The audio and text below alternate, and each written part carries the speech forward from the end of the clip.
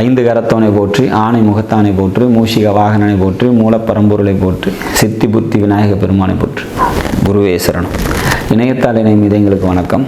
இது 2025 சனி பயிற்சிக்கான பலன்கள். 29/3/2025 நைட்டு ஒரு 9:44 மணிக்கு திருக்கணித பஞ்சாங்கப்படி சனி பகவான் கும்பராசிலேருந்து பயிற்சியாகி மீனராசிக்கு போகிறாரு.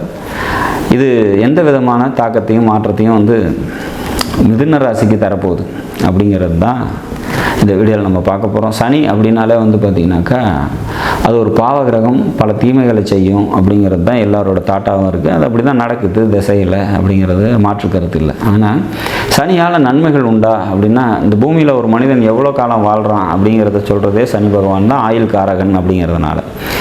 ஒருத்தர் குலதெய்வ அனுகிரகம் எப்படி இருக்குது அப்படின்றத ஜாதகத்தில் நம்ம தெரிஞ்சுக்கணும் அப்படின்னா சனியோட அமைப்பை வச்சு தான் நம்ம தெரிஞ்சுக்க முடியும். அப்போ பல முக்கியமான அம்சங்களை தனக்குள்ளே கொண்ட ஒரு அற்புதமான கிரகம் சனி. அப்பேற்பட்ட சனி பகவான் இந்த மிதுன ராசிக்கு இந்த வருஷ பயிற்சியில் என்ன செய்ய போகிறாரு அப்படின்னா, இது வரைக்கும் உங்களோட ராசிக்கு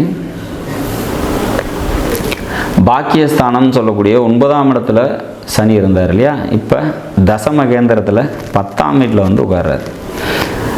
10ஆம் வீட்டில் சனி இருக்கிறதுனால என்ன நடக்கும் அப்படின்னா,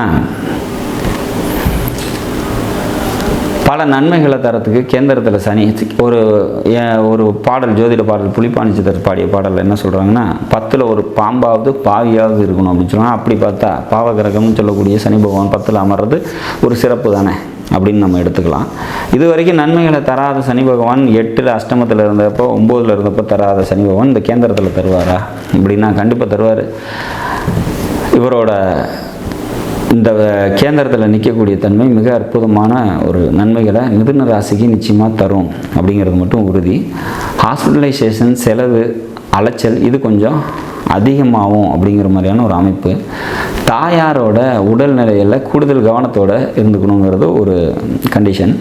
இன்னொன்று பார்த்திங்கன்னா, சொத்து வீடு சம்மந்தப்பட்ட விஷயங்களில் ஏதாவது இப்போ நீங்கள் வேலையாக இருக்கிறீங்க, வீடு கட்டிகிட்டு இருக்கிறீங்க அப்படின்னா அதெல்லாம் கொஞ்சம் தாமதமாக இழுபறியாக நடக்கிறதுக்கு வாய்ப்புகள் உண்டு அப்படிங்கிற மாதிரியான ஒரு அமைப்பு.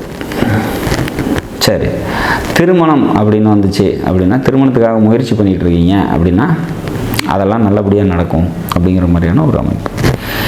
சரி, கெடுபலன்கள் அப்படின்னு சொல்கிறோம் அப்படின்னா அது என்ன சொல்கிறோம், அலைச்சல் விரயத்தை சொல்லியிருக்கோம், தாயாரோட உடல்நிலை சொல்லியிருக்கோம், வீடு இடம் சம்மந்தப்பட்ட விஷயத்துக்கு கெடுபலன்கள் சொல்லியிருக்கோம்.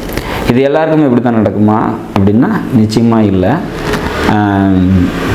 இந்த சனியோட தாக்கம் எப்படி குறையும் அப்படின்னா, சப்போஸ் உங்களோட ஜாதகத்தில் விருச்சகத்தில் குரு இருக்கார் அப்படின்னு எடுத்துக்கலாம், அல்லது கடகத்தில் இருக்கார் அப்படின்னு எடுத்துக்கலாம். கடகத்தில் இருந்தாலோ விருச்சகத்தில் இருந்தாலோ இந்த சனியோட தாக்கம் உங்களுக்கு பெருசாக எந்த வித பாதிப்பையும் தரப்போகிறது இல்லை அப்படிங்கிறத உறுதியாக சொல்லலாம். இன்னொன்று, மீனராசிக்குள்ளே சுக்கிரன் இருக்கார், அல்லது பார்த்திங்கனாக்கா குருவே இருக்கார்.